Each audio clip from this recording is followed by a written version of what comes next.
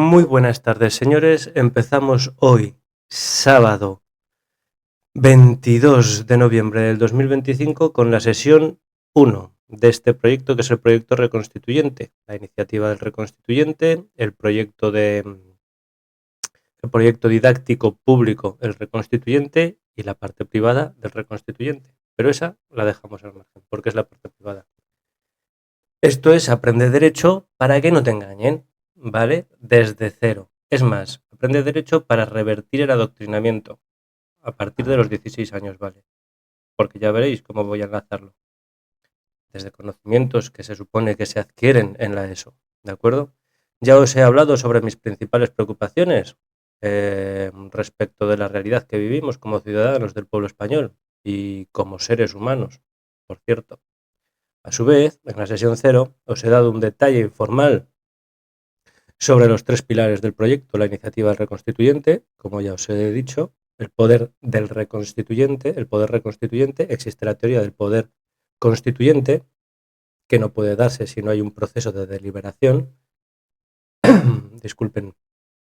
El poder destituyente y ahora el poder reconstituyente, que básicamente es una mezcla de los dos anteriores, es un desarrollo de los dos anteriores con una precognición clara, que es la de evitar el conflicto.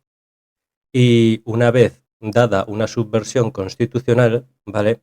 Retomar otra vez los orígenes de esa posición constitucional originaria. Reconstituir, ¿de acuerdo? Que es la acción de un pueblo unido bajo el mismo espíritu. El proyecto público del reconstituyente, vale, la iniciativa reconstituyente es la acción de un pueblo unido bajo el mismo espíritu, ¿vale? El proyecto del reconstituyente, que pretende revertir el adoctrinamiento y reconstituir los conocimientos y con la utilidad práctica que tiene el derecho sin abandonar la praxis. Sin ahondar en la praxis, perdón. Y el proyecto privado, que es además esa parte que sí que ahonda en la praxis. Os he hablado de cómo el proyecto del poder reconstituyente tiene el potencial de destituir y reconstituir a nuestros representantes públicos, y ya que existe suficiente legitimidad para usar el derecho en conjunto. He expuesto varias cuestiones iniciales como el hombre amoral y el subjetivista, ese ser interno que habita en nuestro interior y del que debemos deshacernos en estos tiempos, sobre todo para seguir adelante. ¿Por qué debería hacer yo algo, como votar, preocuparme de no ser un idiote? Es decir, estar atento o ser, además, ya que tengo el derecho de votar y el deber de votar, tengo que ser sabedor de todo lo que ocurre en mi sociedad para poder votar con más o menos atino, más allá de mis propias ideologías. Ser un ser político, quizás, podría decir. ¿Por qué debería yo estudiar? Salvo, claro está, cuando ese estudio sea para condicionar algún derecho humano, como por ejemplo el libre desarrollo de la personalidad. Por ser esos estudios un adoctrinamiento activo y efectivo, público y notorio, con participación de los funcionarios, docentes y mediáticos. ¿Por qué yo tengo el derecho a hacer, decir y pensar tal cosa y otro no debería tener el derecho de poder hacer, decir o pensar distinta cosa? Aquí el subjetivista. Y considero que falta el elemento comparativo tanto en la corriente filosófica como en su afección social e individual. Cuando un economista entiende el precio de algo, es porque lo compara con algo. Por ejemplo, en estos días con el precio del oro. ¿Cómo voy a saber yo cuánto cuesta algo si no lo comparo con cierto valor? Hoy en día ese cierto valor es el oro, ¿vale? En el filósofo entiende que el filósofo entiende precisamente que el ser humano va a seguir una corriente, sea cual sea, sin pretender que ese ser humano sea caprichoso o no. Aquí lo que haremos será coger esa función filosófica que es la de desarrollar esa vivencia, esa corriente filosófica, ese modo de vivir, y compararla ¿con qué? Pues aquí con el iushumanismo, como os vengo diciendo. Entonces, el valor del ser humano en este proyecto es absoluto, ¿vale? También es cierto que hay que entender que no todas las culturas le dan el mismo valor al ser humano. Sí que es cierto que la cultura hispánica históricamente es iushumanista, por ser su doctrina de preferencia el cristianismo. Véase, por ejemplo, la nota que Dios nos dio, que nos hizo a su imagen y semejanza.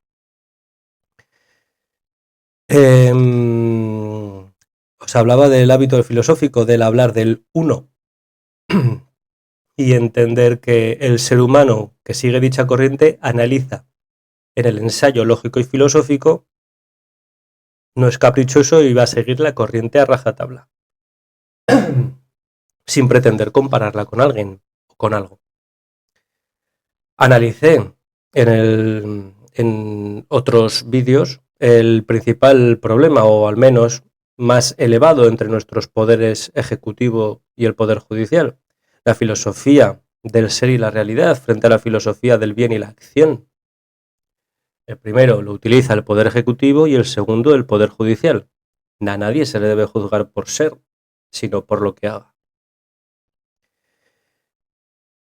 Del bien y la acción buena o mala. Obviamente, se prefiere la buena y se rechaza la mala.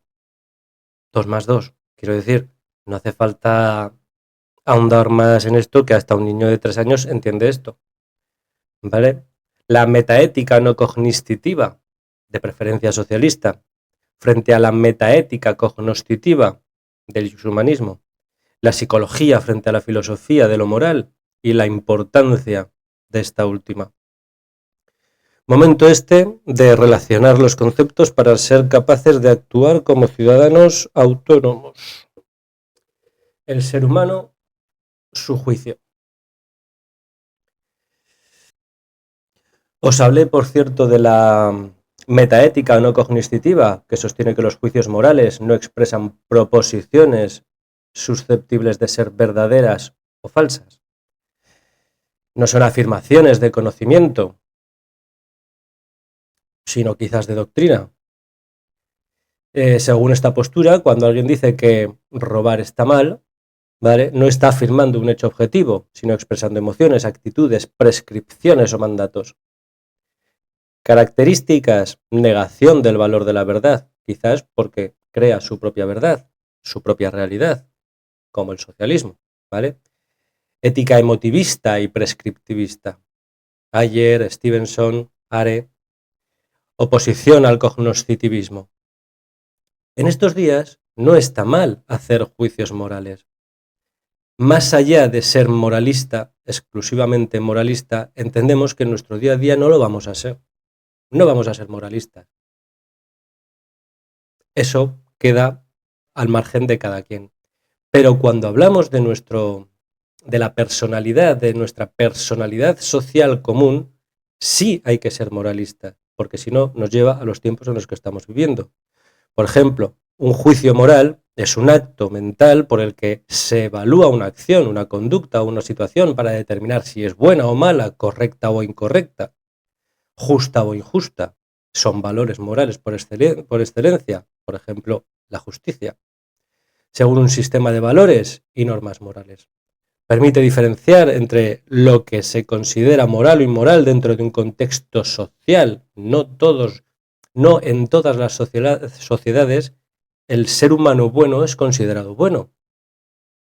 Esto lo sabemos. A mí no todas las personas me parecen buenas, ni todas las personas me parecen malas. Es decir, quien a mí me parezca bueno no puede no parecerle buena persona a otro ser humano, ¿cierto? Es un poco subjetivista, esto sí que se entiende. Pero más allá de eso hay unos valores morales, unos principios que dictan el buen comportamiento de esa sociedad. esos principios son morales, son valores morales aceptados por todos. Ya sabéis lo que os digo siempre, coged papel y boli. Por cierto, que hoy yo me lo he dejado al margen, pero no pasa nada, yo me lo sé de memoria. Sí que es cierto que tengo algunos apuntillos, ¿vale? Pero eso, se forma a lo largo de la vida, influido por la familia, la educación y el entorno social, y se basa tanto en una reflexión racional como en la emotividad. Sí que es cierto que tiene un sentido emotivo, pero no deja de ser aceptado naturalmente por todos los seres humanos, y juntos se construye ese ente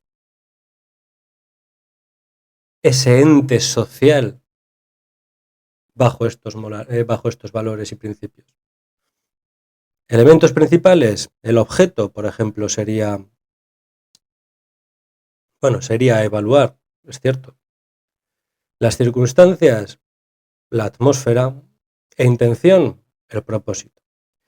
No es universal ni absoluto, por cierto. Lo que es moral para una persona o sociedad puede ser inmoral para otra, depende de los valores y creencias predominantes dentro de dicha sociedad. Objeto, consentimiento y causa son los principios de un contrato social, ¿vale? Es importante esto, entender antes de entrar a lo que es el derecho constitucional, porque estos son los principios que pueden regir precisamente el proceso constitucional. El objeto es a eso a lo que se dedica. La causa sería, por ejemplo, la contraprestación, y las circunstancias podrían ser perfectamente el consentimiento, la atmósfera dada, y decir, no quiero esto en mi vida, quiero esto otro. Y eso se consiente y se formula precisamente un perfeccionamiento que se denomina el contrato social. ¿Es importante saber esto? Sí. ¿Es complicado? Pedidme aclaraciones y yo os lo aclaro, sin ningún tipo de problema. Yo creo que está claro. Bien. Retribucionismo y utilitarismo. Relativismo axiológico, opuesto al objetivismo axiológico. La axiología es el valor de las cosas, que tampoco hay que hacer, es la filosofía que da valor a las cosas o que estudia el valor de las cosas. El instrumentalismo es cómo el ser humano utiliza precisamente a otro ser humano de forma instrumental. El decir, ¿el ser humano es bueno? No. ¿El ser humano es bueno para qué?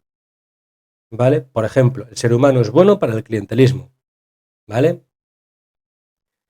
El utilitarismo, por cierto, el retribucionismo, la retribución, justnaturalismo ontológico y el deontológico, el ser y el deber, o sea que tampoco hay que hacer más, pero es que simplemente hay que conocer los... simplemente hay que conocer las voces, los vocablos, las palabras, ¿vale? Pero ya veis que no es complicado, ¿vale? La ontología es sobre el ser, la deontología es sobre el deber del ser humano, o el ser humano, su conciencia, su ser, ¿vale? Y hoy os hablaré de la metaética cognoscitiva, que sostiene que los enunciados morales tienen sentido descriptivo. Pueden ser verdaderos o falsos, se pregunta por la naturaleza de la verdad moral y si los valores existen independientemente de los seres humanos. Si es en el individuo la verdad moral, es subjetivista, porque depende de un individuo, no de la sociedad. El cognitivismo sostiene que los seres humanos, que los enunciados morales expresan creencias o juicios sobre hechos o propiedades objetivas. Yo, como ser humano, vamos a probar con el valor de la justicia. El valor de la justicia, al fin y al cabo, es dar a cada quien lo que le corresponde, lo que mucha gente interpreta por equidad. Yo, por ejemplo, me pongo en la posición en la que estoy y veo que me puedo aprovechar de alguien, del trabajo de alguien, y decir, mira, a mí, y le voy a dar valor, puedo monetizarlo incluso, pero el ser humano justo entendería que si ese es su trabajo, al menos hay que darle un reconocimiento, ¿cierto? Estos valores, cuando son algo individual, ¿vale? Es subjetivista, pero cuando es un principio aceptado por la sociedad, ya es un valor moral. ¿Se estudia mediante la ética? Sí, es cierto. Quizás este ejemplo no sea uno de los mejores, también puede ser, pero yo creo que así lo entenderéis muy bien.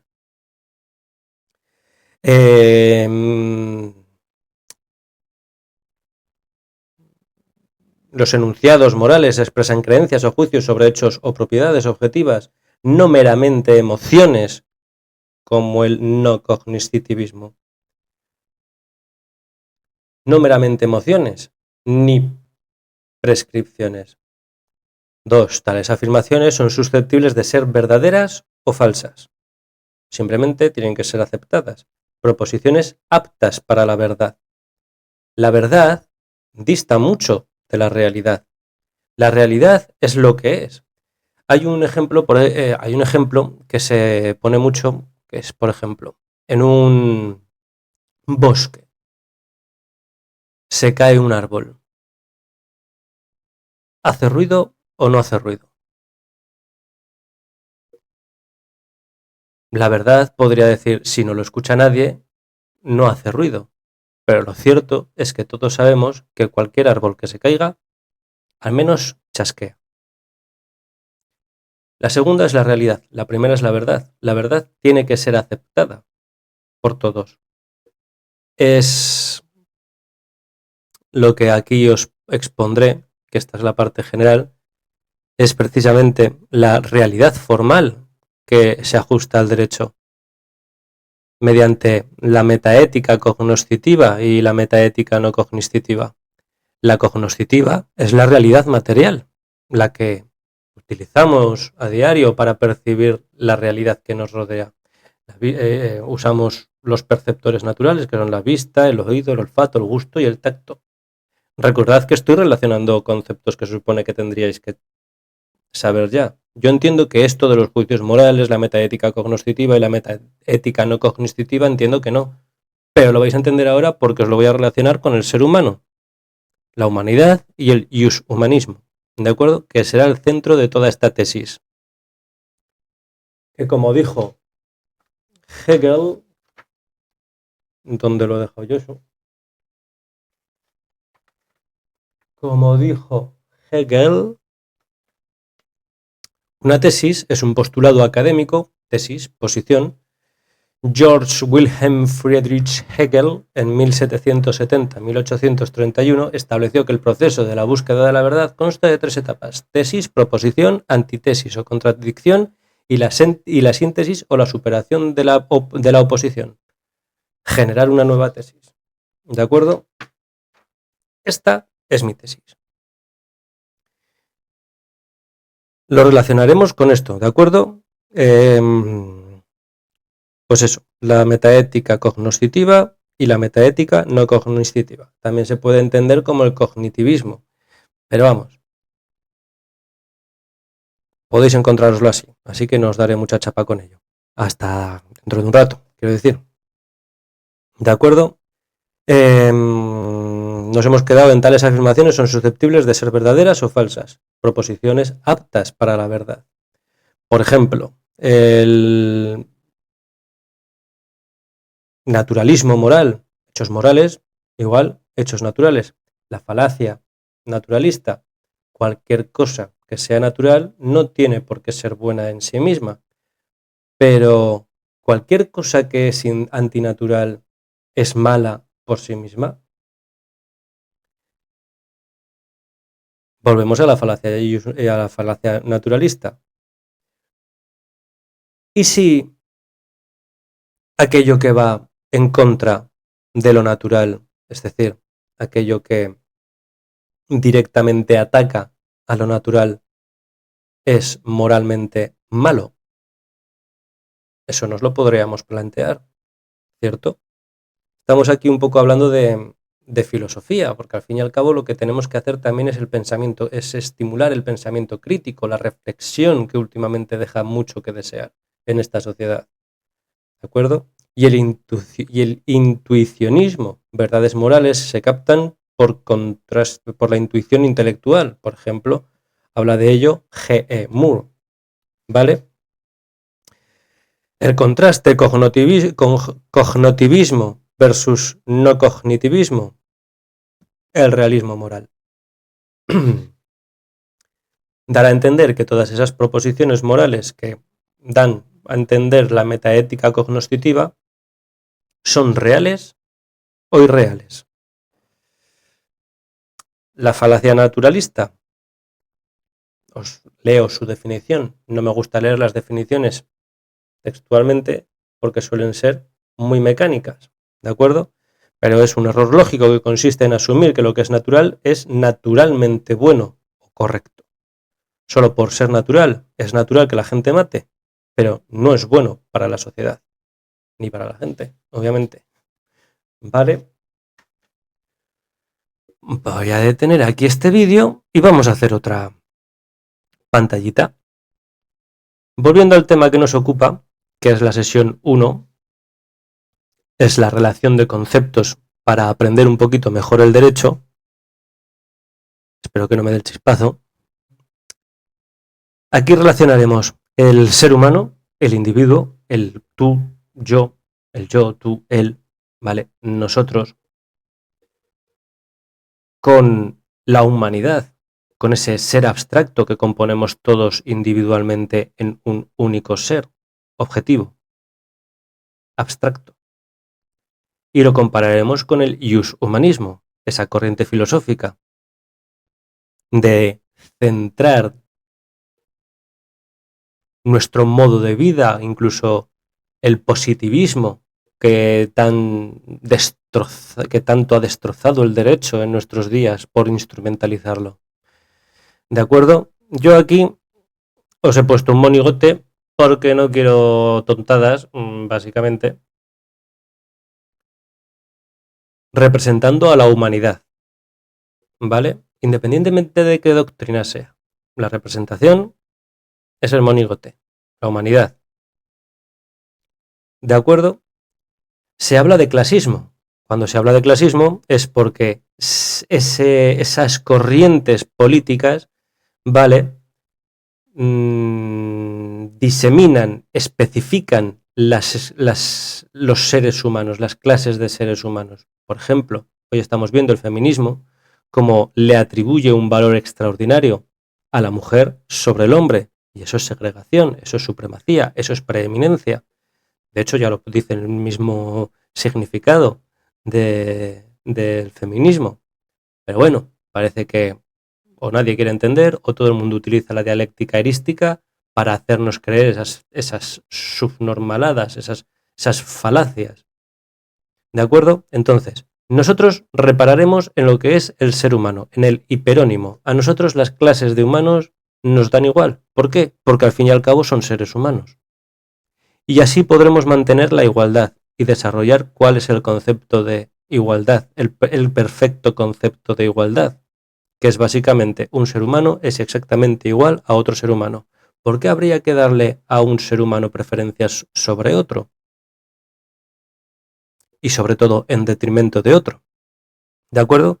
Pues para entender, porque al fin y al cabo el derecho es básicamente semántica, significación, reflexiones, no es solo norma, como todo el mundo entiende y yo no entiendo por qué lo entiende así la gente, ¿vale? El derecho es más que la norma. De hecho, la norma es la representación gráfica del derecho, que tampoco entiendo por qué la gente no lo describe así. Pero bueno, vamos al lío. Atenderemos a los hiperónimos, ¿de acuerdo? Todos sabéis lo que es un ser humano. Sabéis que un ser humano, en su física, en su composición física, ¿vale? Es una estructura ósea, es un saco de vísceras, es una estructura musculoesquelética que está envuelta por un pellejo, que lo llamamos piel, ¿vale? Yo aquí no soy médico, así que lo dejaré en que todos sabemos que somos un manojo de células biológicas, ¿vale? Pero más allá de eso, el metahumano, lo he llamado así por llamarlo así, porque meta significa más allá de, y el humano, ¿vale? Más allá de su composición física, ¿vale? Disculpad. El concepto abstracto del ser humano, que sería el hiperónimo, el ser humano, la humanidad. El ser humano como individuo y la humanidad como conjunto de individuos, de seres humanos. Cada ser humano es una parte alícuota de esa humanidad. ¿De acuerdo? Yo creo que hasta aquí puedo entender que esto lo entendéis, que relacionamos conceptos, ¿de acuerdo? Entonces, metahumano, nos centramos en lo que es el metahumano, para centrarnos en lo que es la realidad formal o social e institucional. ¿De acuerdo? Ya os he hablado sobre la metaética cognoscitiva y la metaética no cognoscitiva y cómo la metaética cognoscitiva se relaciona directamente con la realidad material y la metaética no cognoscitiva se relaciona directamente con la realidad formal. John R. Searle nació en 1932, creo que es la Universidad de Berkeley, creó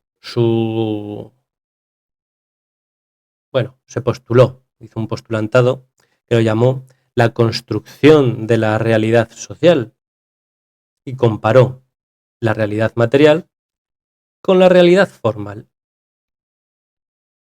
Él lo llamó realidad bruta o hechos o realidad física, distintos todos de la realidad social o la institucional, hechos brutos o hechos institucionales, hechos sociales.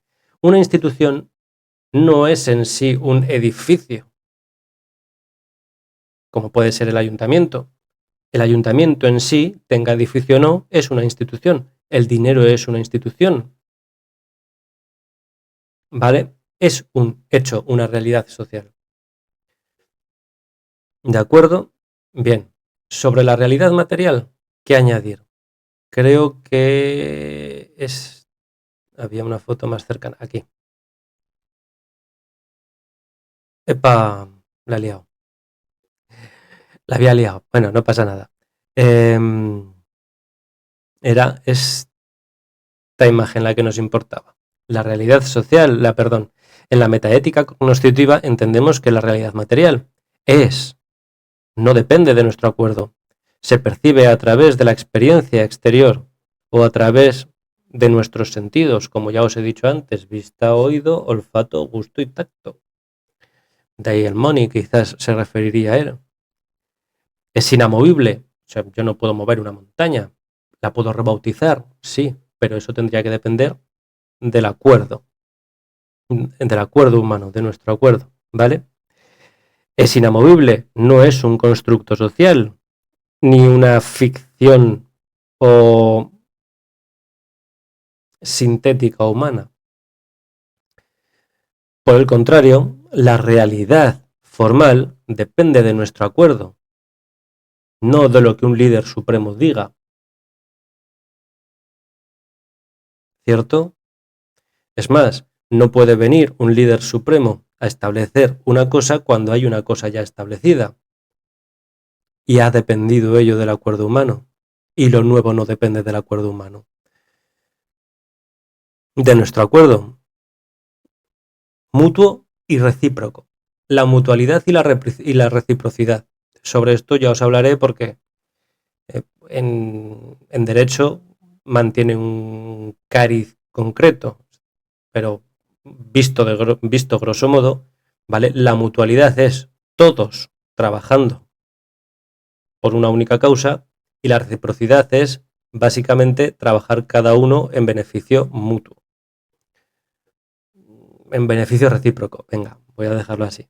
Yo trabajo para que tú te beneficies y tú trabajas para que yo me beneficie. Visto grosso modo, como he dicho. ¿De acuerdo? A ver, corresponde a la ficción humana y por lo tanto es movible.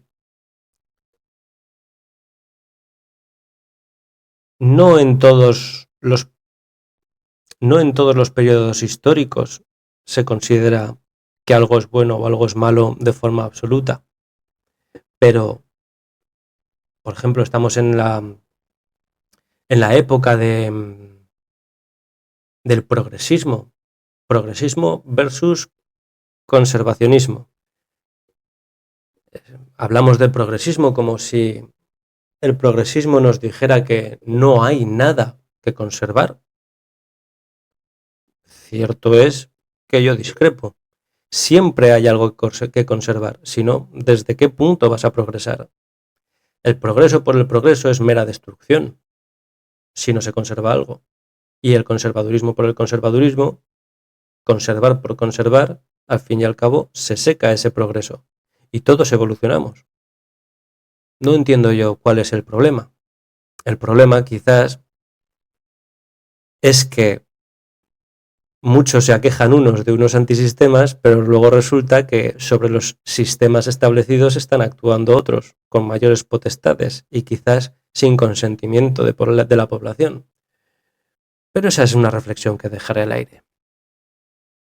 Bueno, corresponde a la ficción humana y por tanto es movible. Se percibe de forma extrasensorial, no se percibe a través de los perceptores naturales, como pueden ser la vista, el oído, el olfato, el gusto y el tacto. Se percibe, como ya he dicho, mediante la realidad, mediante la metaética no cognitiva, mediante las emociones, juicios morales.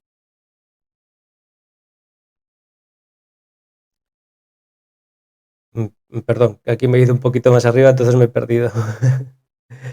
Proposiciones susceptibles de ser verdaderas o falsas. ¿Por qué? Porque dependen de nuestro acuerdo. No son afirmaciones de conocimientos, porque los conocimientos básicamente sería la metaética cognoscitiva, ¿de acuerdo? Establecería pues unas proposiciones para llegar a ese conocimiento.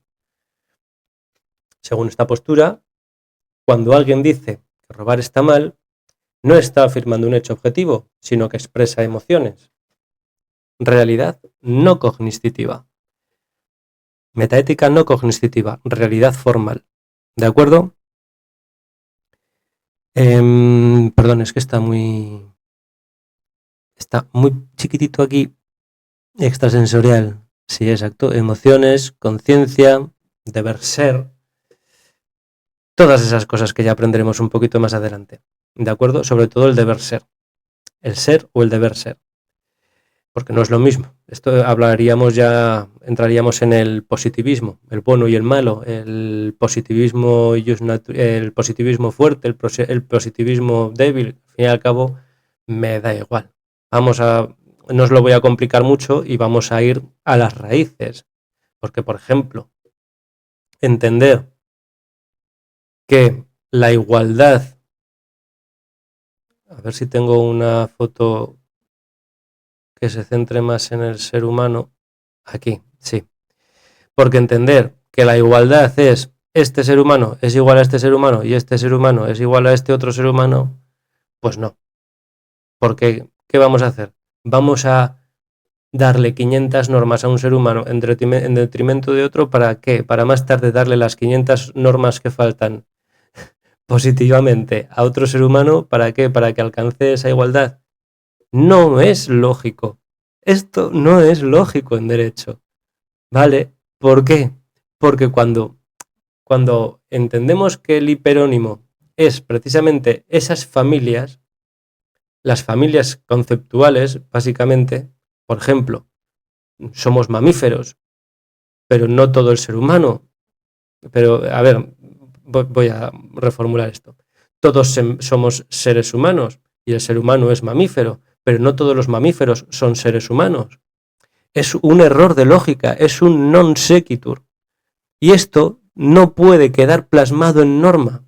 Esto debería quedar claro ya porque esto es de primero. Esto no sirve para el desarrollo normativo. Esto es una estupidez. fina. ¿Qué habláis de mí? No, estupidez. Por eso es importante que el desarrollo normativo no se centre en una clase de persona, como por ejemplo en las mujeres o en los transexuales o en el transhumanismo o en las transespecies, ¿vale? Tiene que ser en ese hiperónimo. Creo que lo tendréis por ahí o por aquí, no sé, es que la cámara me da la vuelta, entonces me pierdo, pero tiene que recaer sobre el hiperónimo, porque si no, empezamos a regular y al fin y al cabo, con la autodeterminación de los seres humanos, ¿qué? ¿Hacemos 50 millones de normas? Tú me tienes que tratar así, toma mi compendio normativo para que seas capaz de tratarme. No, así no funciona el derecho, ¿vale? Por eso digo que hay una instrumentalización del derecho que nos está perjudicando a toda la sociedad. No solo a nuestra sociedad, sino a, a todas las sociedades occidentales. A todas las sociedades occidentales. Podemos determinar ya dos cosas. Que el sistema de derecho socialista se basa en una metaética no cognitiva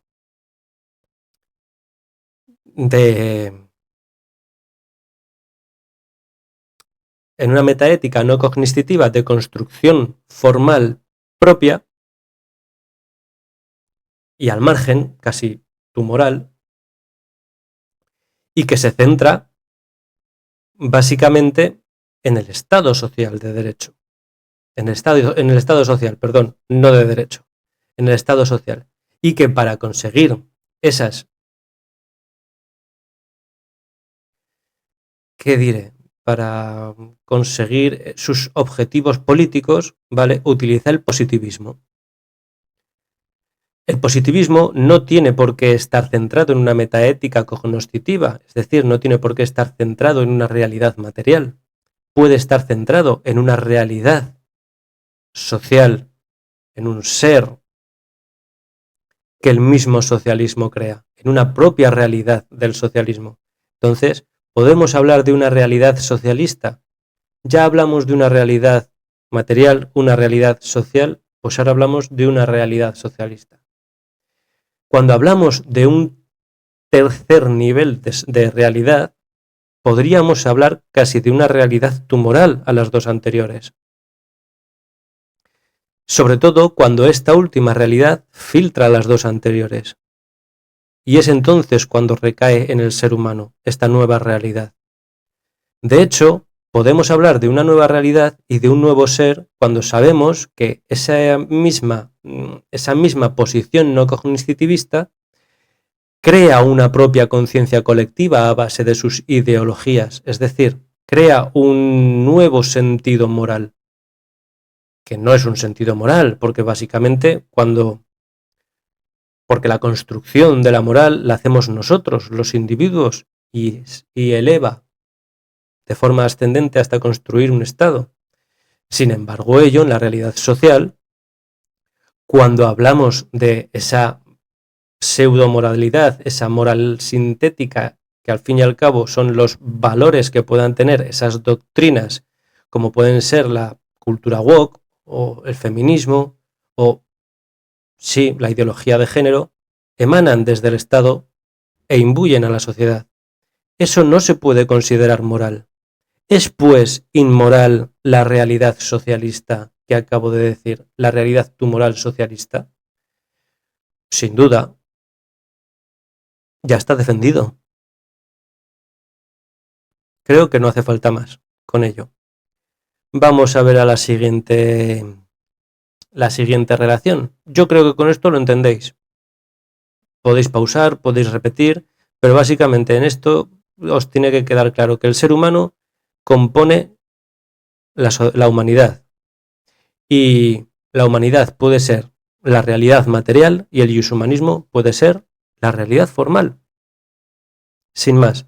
Pero para ello nos tenemos que centrar en el hiperónimo, en ese concepto del ser humano, no en mujer, hombre o viceversa. ¿De acuerdo? Nos tenemos que centrar, cuando hablamos de una realidad material, en un metahumano más allá del ser humano y en su hiperónimo, en la humanidad o el ser humano, no en sus clases. ¿De acuerdo? Bien, volviendo al plano general, el plano central, yo aquí os haré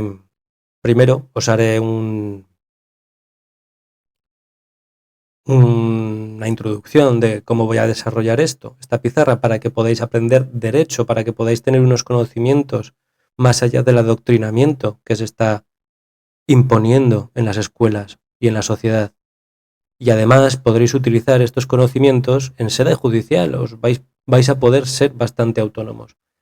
Hacia el norte, hacia arriba, vale. Norte, guía, simbolismo. Me parece correcto que hacia el norte esté nuestra historia, nuestros eventos históricos, y que sirvan de guía hasta esta realidad que se asumió en 1948 con el iushumanismo, el positivismo humanista. Me parece correcto. Disculpad. Hacia abajo desarrollaremos todo lo que es la técnica, todo lo que son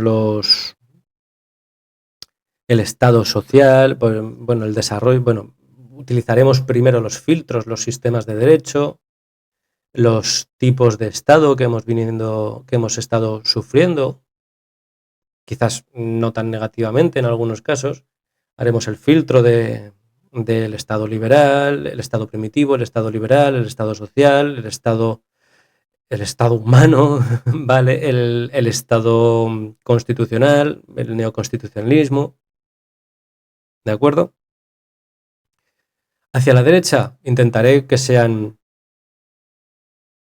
trabajos filosóficos, un poco más de estímulo intelectual, y hacia el sureste lo combinaremos con la técnica, ¿vale?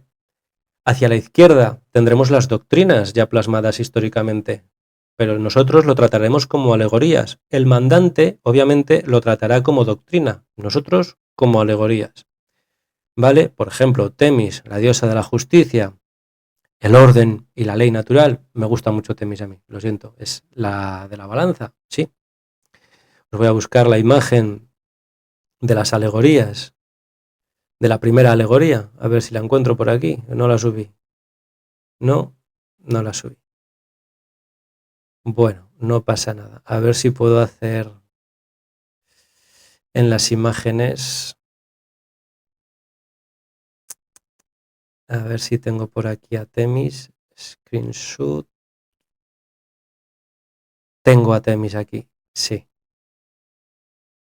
Entonces voy a poneros directamente esta escena y vamos a coger esto. ¿De acuerdo? Vamos a ampliar un poquito. A ver si puedo ampliar. Vale. Y vamos a echar para acá. Esto lo extraje de una página web, pero me gusta mucho. Además, a mí me gusta mucho la mitología greco-latina, pero hay que tomarlo como si fuese una alegoría, ¿vale? Como una alegoría del ser humano. Porque al fin y al cabo, el ser humano, todo lo que emana del ser humano son al final herramientas para el ser humano. Que sí, que una piedra la ha utilizado el ser humano a lo largo de su historia como herramienta. Sí. Hay excepciones, ¿vale? Por ejemplo, os voy a leer esto. Temis, la diosa de la justicia, el orden y la ley natural, la ley moral, nació de la unión entre Urano y Gea. A su vez, fue madre de las parcas y de las estaciones. Vivió casi siempre en la Tierra, pero durante la Edad de Hierro, las generaciones humanas, ¿vale? Pero durante la Edad de Hierro llena el espanto que le causaron los grandes crímenes que se cometían. Se trasladó al cielo, donde ocupó el lugar del zodíaco llamado Virgo. Astrea, sí, una de sus hijas, se confunde muchas veces con la propia Temis, pero juntas forman una sola y única divinidad. También fueron hijas suyas Irene y Dike, dos de las horas. Dike también está relacionada con la representación de la divinidad de la justicia. Temis, la del buen consejo, la justicia, la del buen consejo, por eso me gusta a mí el derecho. Ya os hablaré del concepto de derecho, que todavía no estaba después, más de 2000 años. Después, tras más de 2000 años, todavía no hay un concepto de derecho claro, pero sí que hay unas muy buenas aproximaciones. Y van a venir estas nuevas ideologías que apenas tienen 60 años a enseñar al abuelo a cocinar, en fin. Temis, la del buen juicio, era la encarnación del orden divino, las leyes y las costumbres, moral. Cuando se le hace caso omiso, Némesis trae el justo y colérico castigo. Yo no hablaré de Némesis, pero sí hablaré del Homo hominis lupus inferni, que es básicamente el paradigma de los actos más oscuros que tiene el ser humano, como puede ser, sí, la época del Holocausto, es nuestra referencia más oscura. Cuando se le hace caso omiso, Némesis trae el justo y colérico castigo. Temis no era colérica. Ella, la de las preciosas mejillas, fue la primera en ofrecer a Hera una copa cuando volvió al Olimpio afligida por las amenazas de Zeus. Temis presidía la correcta relación entre hombres y mujeres. Igualdad. La base de la familia legítima y ordenada, y la familia era el pilar del dimos. Los jueces eran a menudo llamados sirvientes de Temis. Tal era la base del orden en el Olimpo, tal era la base del orden en el Olimpo también. Hera se dirigía a ella como señora Temis, que una diosa. Te llame señora. Temis era la diosa de la justicia divina, cumplidora de los dictámenes de los dioses. Y aquí abajo está la página de donde lo descargué. Pero ¿a qué os parece precioso esto?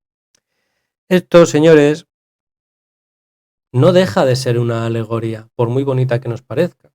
Pero es cierto, el orden, la justicia, está todo relacionado con la moral. ¿Por qué despreciamos la moral en nuestros días? Cuando es algo que naturalmente construimos entre nosotros, entre nuestras buenas relaciones. No entiendo por qué la despreciamos cuando es precisamente el límite natural. La moral es el límite natural del déspota, del tirano. En fin, os he relacionado esto, ya no recuerdo cuál era la centralidad, era esta, vale. Os he relacionado al ser humano con la metaética no cognitiva y la metaética cognoscitiva. Os he hablado de lo que es la realidad material, os he hablado de lo que es la realidad formal, os hablaré, no sé en qué orden pondré este vídeo, supongo que en el segundo. Vale, pero eso, al norte irá la historia, al sur irá la técnica, los filtros, la técnica, cómo usaremos nuestro derecho, ¿vale? A la derecha irán las corrientes filosóficas, la doctrina jurídica, y a la izquierda irán las doctrinas, las alegorías, las doctrinas religiosas, las mitologías, etcétera, las ideologías, ¿de acuerdo? Pero que no son meramente filosóficas o puramente filosóficas, sino que son doctrinas para condicionar el comportamiento humano, ¿vale? No es el comportamiento humano el que se ha estudiado, sino que han sido realizadas para confluir con el comportamiento humano.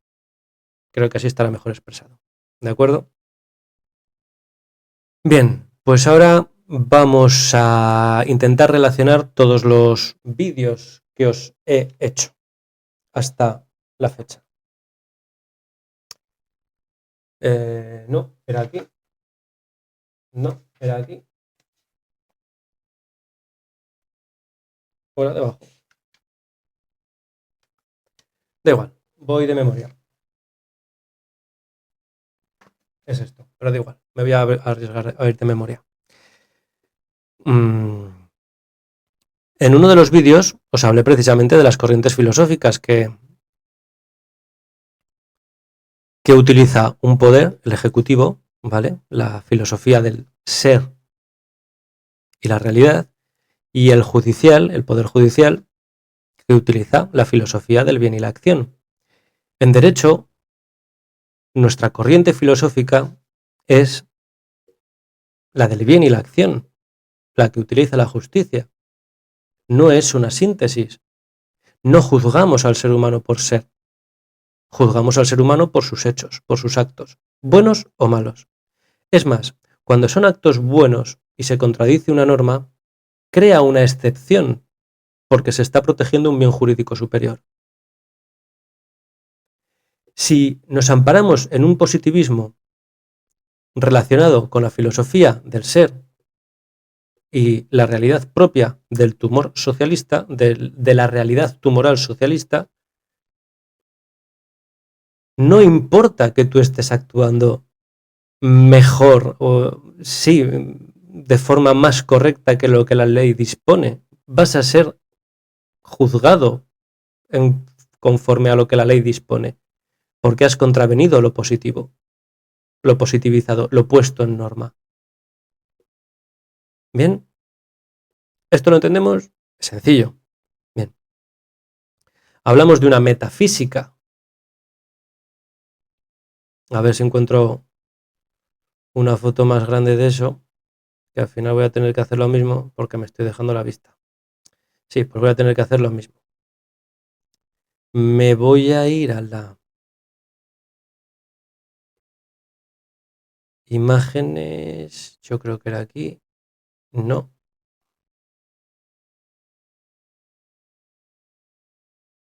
No. No.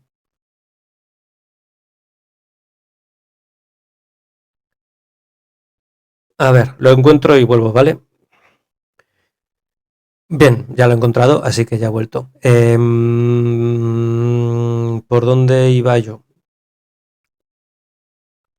La imagen de abajo, la de las corrientes filosóficas, ¿vale? Os lo voy a poner aquí, mejor directamente, ¿vale? El ser humano, la filosofía del ser y la filosofía del bien y la acción, ¿vale? Cuando reparamos precisamente en esa metaética, en esa metafísica, ¿vale? Es decir, más allá de lo físico, o sea que tampoco hay que hacer un gran esfuerzo mental para entender lo que es la metafísica, ¿vale? Puede ser la teología natural de la filosofía y la religión, y aquí estaríamos amparados en las doctrinas religiosas.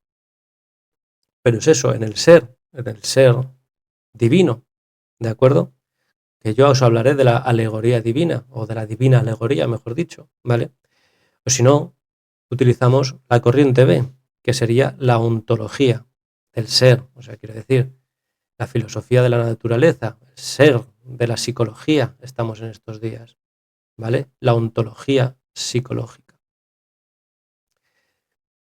Yo no voy a despreciar la materia de la psicología así porque sí, porque entiendo que como ciencia no es mala, igual que en el momento, en la época de los nazis, en la época del Holocausto, la medicina tampoco es mala, pero se usó con maldad.